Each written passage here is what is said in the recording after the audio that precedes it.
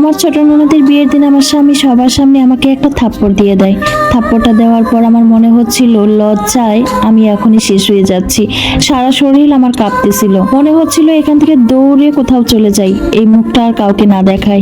কিন্তু মানবতার খাতিরে আমি সেখানেই দাঁড়িয়েছিলাম। সে প্রায়ই তার পুরুষত্ব জাহির করার জন্য আমার গায়ে হাত তুলে, কিন্তু এইভাবে যে সবার সামনে আমার গায়ে হাত তুলবে এটা আমি কখনো কল্পনাও করতে পারিনি। সমস্যা যেটা নিয়েই হোক না কেন, দোষ তার থাকুক বা আমার, কিন্তু সেটার শেষ সমাধান হয় আমার গায়ে হাত তোলা দিয়ে। আজ ছিল আমার ছোট ননদের বিয়ের দিন।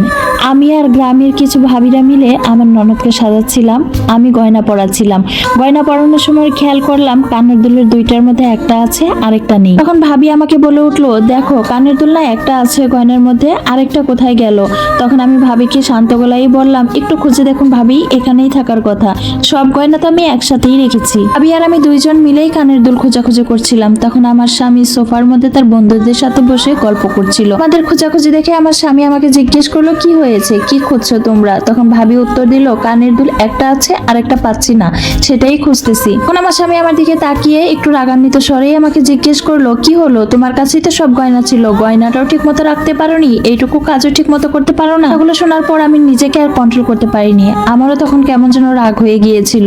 ননদের বিয়ে বলে কথা, সারা বাড়িতে আমি একটি মাত্র বউ, কি পরিমাণ কাজের প্রেশার আমার উপর যাচ্ছে আপনারা একটাবার কল্পনা করতে পারেন।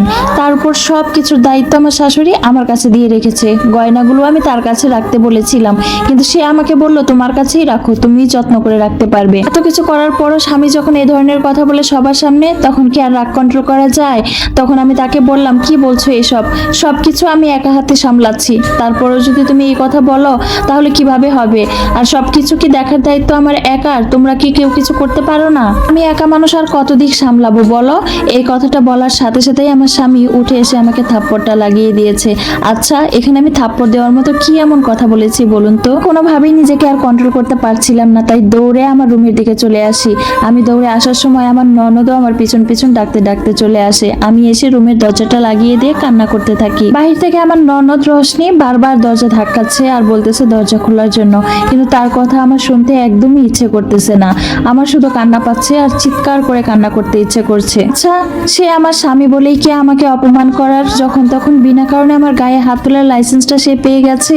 আমি মেয়ে মানুষ বলে কি আমার কোনো মান সম্মান থাকতে নেই? আজকের দিনে অন্তত সে আমার গায়ে হাতটা না তুললেও তো পারতো, তার পুরুষত্ব জাহিরটা না করলেও পারতো। আমি এসব কথা যখন আমার খাটের উপর বসে বসে ভাবতেছিলাম আর কান্না করতেছিলাম, তখনও আমার ননদ রোশনি জোরে জোরে ডাকতেছিল দরজা খোলার জন্য। বলতেছিল, ভাবি তুমি কষ্ট পেয়ে না, দরজাটা খোলো, কিছুক্ষণ পরেই তো বরপক্ষ চলে আসবে। তুমি যদি এইভাবে এখন কান্না করো, ঘরের ভিতরে বসে থাকো, তাহলে কিভাবে হবে ভাবি?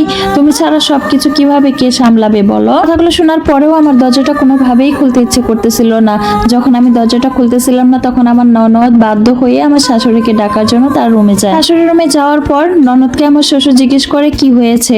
তখন আমার ননদ সবকিছু খুলে বলে, আমার গহনার কানের দুল একটা খুঁজে পাওয়া যাচ্ছে না, সেটা নিয়ে তর্কাতর্কি করে ভাইয়া ভাবিকে থাপ্পড় মেরে দিয়েছে। এগুলো শোনার পর আমার শ্বশুর আমার শাশুড়িকে উদ্দেশ্য করে বলে, তোমার ছেলেকে নিয়ে আর পারলাম না, মেয়েটাকে অযথা মারধর করে। আমার শাশুড়ি আর কোনো উত্তর দিল না। আমার ননদকে নিয়ে আমার রুমের সামনে এসে দরজা ধাক্কাচ্ছে আর আমাকে ডাকতেছে।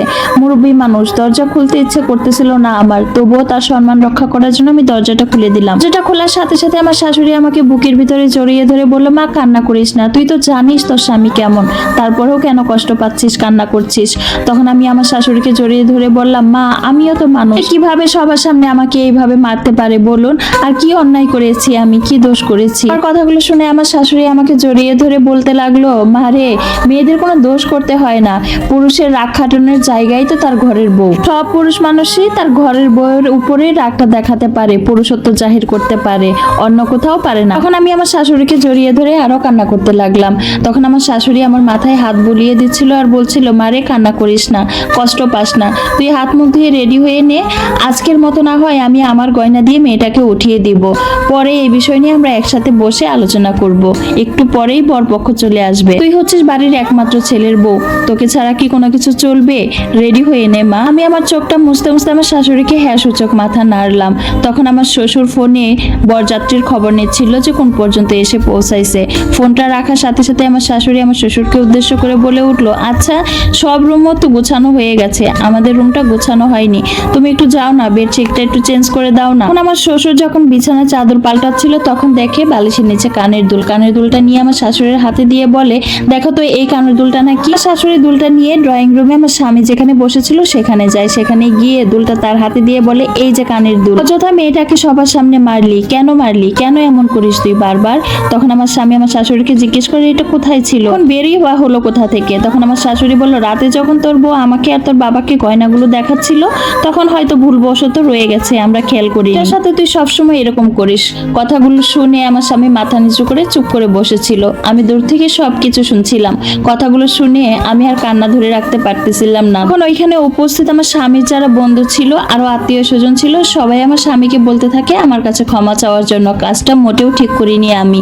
তখন আমার শাশুড়িও বলতে থাকে, যা বৌমার কাছে গিয়ে ক্ষমা চেয়ে নি। আর ছোট ননদ তার ভাইকে বলতে থাকে, ভাইয়া তুমি ভাবির সাথে সবসময় এমন করো, সবসময় অন্যায় করো, তুমি বড় তাই তোমাকে কোনো কিছু বলতে পারি না। একটাবার চিন্তা করে দেখেছো তোমার বোনেরও আজ বিয়ে হয়ে যাচ্ছে, তোমার বোনের সাথে যদি কেউ এরকম আচরণ করে তুমি কি পারবে সহ্য করতে? এখন আমার স্বামী আর কোনো উত্তর দেয় না, সেখান থেকে আমাদের রুমে চলে আসে। আমি আমার স্বামীকে দেখে মুখ ঘুরিয়ে অন্যদিকে বসে বসে কান্না করতে থাকি। আমার স্বামী কিছুক্ষণ অপরাধীর মতো মাথা নিচু করে আমার কাছেই দাঁড়িয়ে থাকে। তারপর আমাকে বলতে থাকে, আমার খুব অন্যায় হয়েছে তোমার সাথে এই আচরণটা করা, আমার ভুল হয়েছে, পারলে তুমি আমাকে ক্ষমা করে দাও। তখন আমার এত কষ্ট লাগতেছিল, চিৎকার করে কান্না করতে ইচ্ছে করতেছিল। তখন আমি চিৎকার করে আমার স্বামীকে বলে উঠি, আচ্ছা তোমাকে যদি আমি এতগুলা মানুষের সামনে অপরাধে থাপ্পড় দিই তোমার কেমন লাগবে বলো? আমি তোমার স্ত্রী, আমার মান সম্মান রক্ষা করা কি তোমার দায়িত্ব না, নাকি সবার সামনে আমার অপমান করা তোমার পুরুষত্ব? আমার স্বামী আমাকে বুকের ভিতরে জড়িয়ে ধরে আমার কপালে একটা চুমু দিয়ে বলতে থাকে, আমার অনেক অন্যায় হয়ে গেছে, আমি অনেক বড় ভুল করে ফেলেছি,